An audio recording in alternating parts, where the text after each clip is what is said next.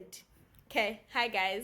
So we finally decided that we're gonna do that little thing where people talk about something your ex did and you still stayed. Oh God, I'm stuck between two because we decided we're gonna do one. Okay, let's do it. Okay, you go first. My boyfriend cheated and then he denied it. He said people were jealous of our relationship, so I believed him because, I really loved him.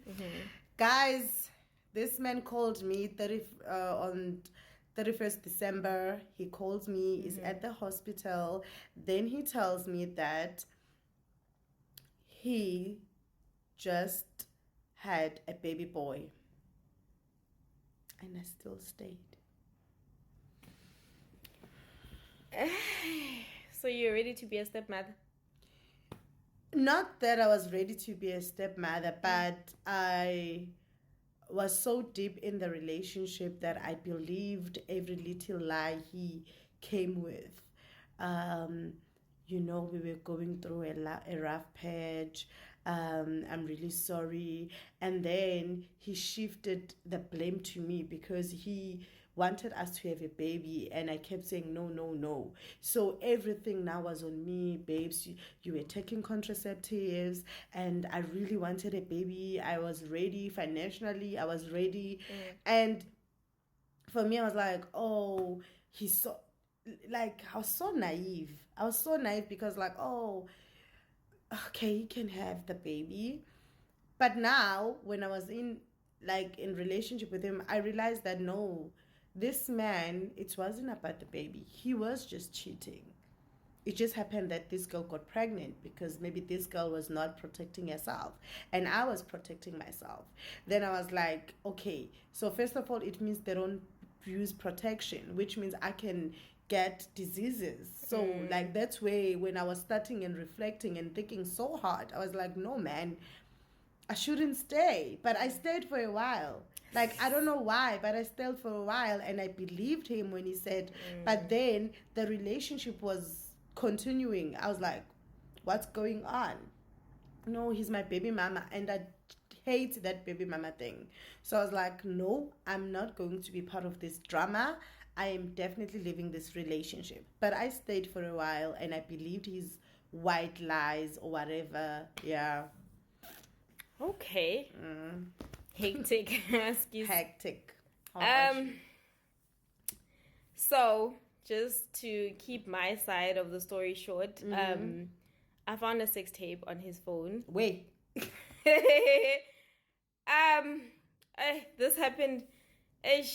Yeah. So I found the sex tape, and I stayed. He apologized. I stayed. He said that, he was just being greedy. He didn't think that I'd find out. Jeez. And the same day that I found out about the sex tape, we're going to work and he was driving my car. And he bumped into someone with my car. We're not done. That's all in the same thing, eh? Thank God my car was no scratch, no nothing. And the other person's car had a little bit of a scratch, so he said he would pay for it. The last thing with the same person, we're going on an anniversary trip, and you pour petrol, oil, what into the car, and they were doing that, and he was like, "No, let me get out and help this man. Go BP garage." I can't remember. I think it was.